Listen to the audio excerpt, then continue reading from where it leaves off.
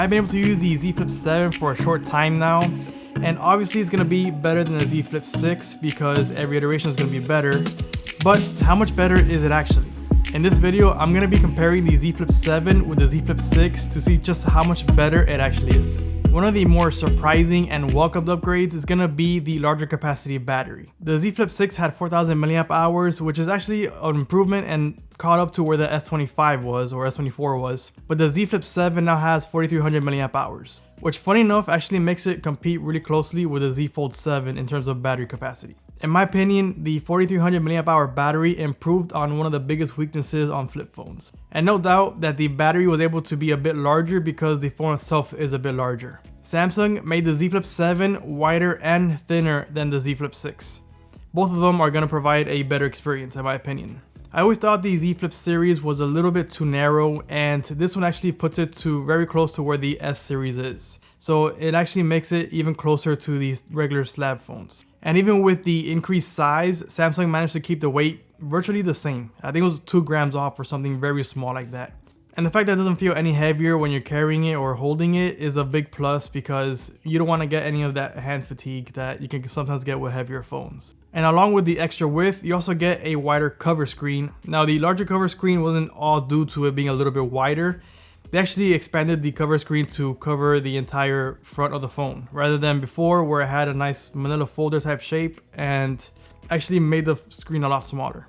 This is actually, I would say, one of the biggest differences between the Z Flip 7 and Z Flip 6 because the screen went from a 3.4 inch to a 4.1 inch. And in terms of screen size, that's actually a very big difference.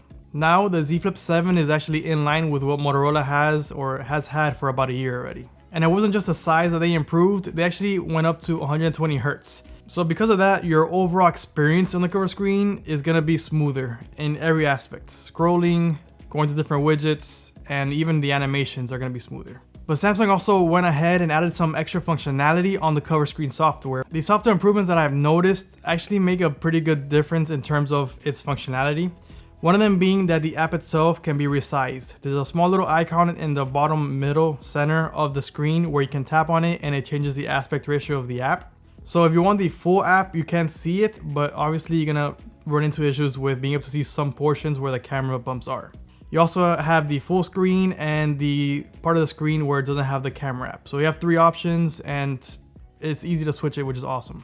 The second thing, and probably the most important one to me, is that you can actually do more things on the notifications. So what they did is that they added the option to be able to reply on the notification, or at least on more notifications than before.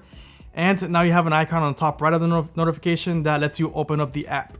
And this next one is a pretty big improvement into one of the features that the Z Flip 6 had. So previously you could pinch on the cover screen and it'll show you all of the different pages that you have available. And now you can actually just hold the back, like the back swipe gesture, and then that'll bring up all the widgets that you have available. So it's a small difference in terms of how it works, but it's a big one in terms of how comfortable it is. Because if you're doing this one-handed, being able to pinch is not that easy, but it's super easy to swipe and hold until the widgets come up. Next, let's move on to the Hinge Feel because I noticed that Samsung went a different route than what they used to. Previously, the Samsung hinges would be more stiff and less springy. Basically, you would have to move it to wherever you wanted. And now there's more of a spring to it where you can still hold it in different positions and it actually holds really well.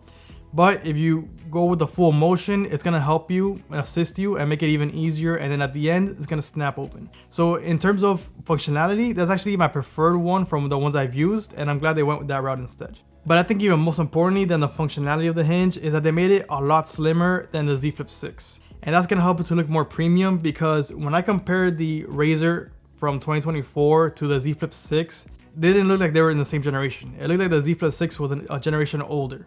Moving on to the inner screen, there isn't anything that's gonna pop out right away, but there are a couple of upgrades that I think are pretty important. One of them being that Samsung went with a stiffer or thicker screen and you can actually feel it. So when I compare passing my finger through the Z Flip 6 versus the 7, the 7 feels closer to glass, or it's stiffer, and especially when doing side-by-side comparison, it feels more like glass than the 6 does. The second thing is that the screen was wider because obviously the phone itself is wider.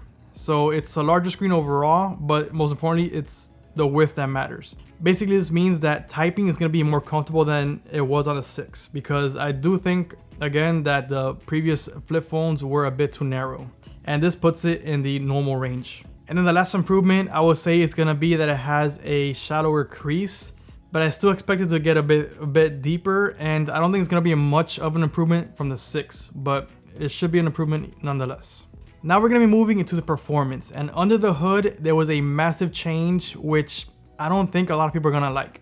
Honestly, I'm not disappointed. I think it makes sense that Samsung wants to use their own chips on their own phones, but now the Z Flip 7 has the Exynos processor rather than a Snapdragon. Honestly, in my day-to-day life, I don't notice it. I have noticed it.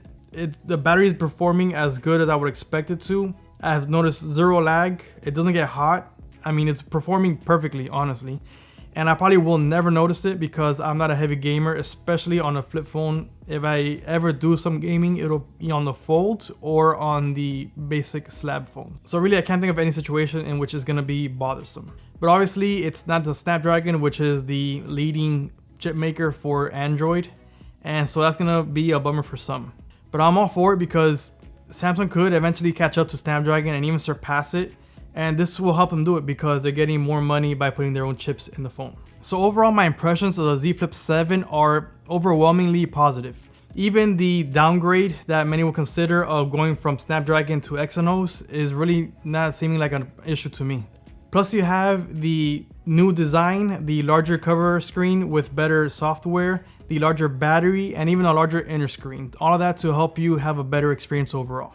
So it's kind of funny because it seems like Samsung has listened to the users or the consumers in that they added a larger cover screen, improved on the software a bit, and at the same time they've gone away from what the users want and added an Exynos, because I know that's one of the biggest complaints I've heard with overseas phones at least. So I'm curious, let me know in the comments what you think about the Z Flip 7. Do you think it's a good upgrade or not?